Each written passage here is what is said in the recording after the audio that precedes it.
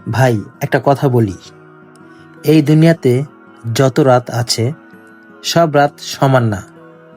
কিছু রাত আছে যেগুলো আল্লাহর রহমত, মাফ আর নূরে ভরে যায়। কিন্তু আফসোস, ঠিক সেই রাতগুলোতেই আমাদের মধ্যে অনেকেই রাস্তায় ঘুরে বেড়ায়, আড্ডা দেয়, ঝগড়া করে, যখন ফেরেশতারা মাফের ঘোষণা নিয়ে নেমে আসে। প্রিয় ভাই, সামনে আসছে শবে মেরাজ, যে রাত আমাদের নবী মুহাম্মদ সাল্লাল্লাহু আলাইহি সাল্লাম অল্প সময়ে আসমানের সীমানা পেরিয়ে আল্লাহর দরবারে গিয়েছিলেন। এই রাতেই নামাজ ফরজ হয়েছিল, আমাদের জীবনে সবচেয়ে বড় নিয়ামত। এই রাতে শিক্ষা হলো, যে নিজেকে ঠিক করবে আল্লাহ তার মর্যাদা বাড়িয়ে দেবেন। সুবহান আল্লাহ। আর আসছে শবে কদর, যে রাত সম্পর্কে আল্লাহ বলেছেন, লাইলাতুল কদর খায়রুম মিন আলফি শাহ। অর্থাৎ এই এক রাতের ইবাদত 1000 মাসের চেয়েও উত্তম। 1000 মাস মানে 83 বছরের ইবাদতের সমান। কিন্তু প্রশ্ন হলো, এই বরকতের রাতে আমরা কি করি? অনেকে রাস্তায় আড্ডা দেয়, মোটরসাইকেলে শো অফ করে, ঝগড়া করে, গ্যাং গ্রুপ নিয়ে ঘুরে বেড়ায়।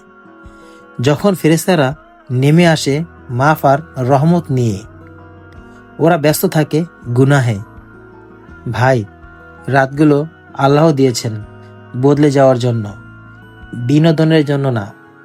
এই রাতগুলোতে যা যা আমল করা উত্তম: তাহাজ্জুদের নামাজ পড়া, কোরআন তেলাওয়াত করা, দোয়া করা, বিশেষ করে নিজের বাবা মায়ের আর উম্মাহের জন্য ইস্তেগফার করা, সদকা করা যদি সম্ভব হয়, নফল নামাজ, এবং চিন্তা করা আমি কোথায় ভুল করছি।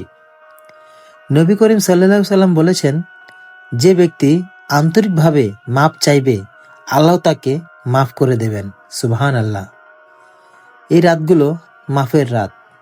তুমি শুধু একবার হাত তুলে দেখো কিভাবে জীবন বদলে যায়।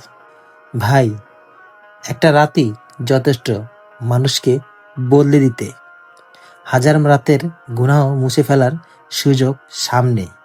আড্ডা, ঘোরা, ঝগড়া এসব তো প্রতিদিনই করতে পারো, কিন্তু শবে মেরাজ আর শবে কদর জীবনে কতবার আসবে?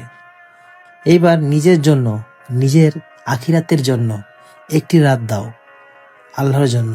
আর এই কথাগুলো বুঝে আমল করার তৌফিক দিন। আমিন। আসসালামু আলাইকুম ওয়া রাহমাতুল্লাহ।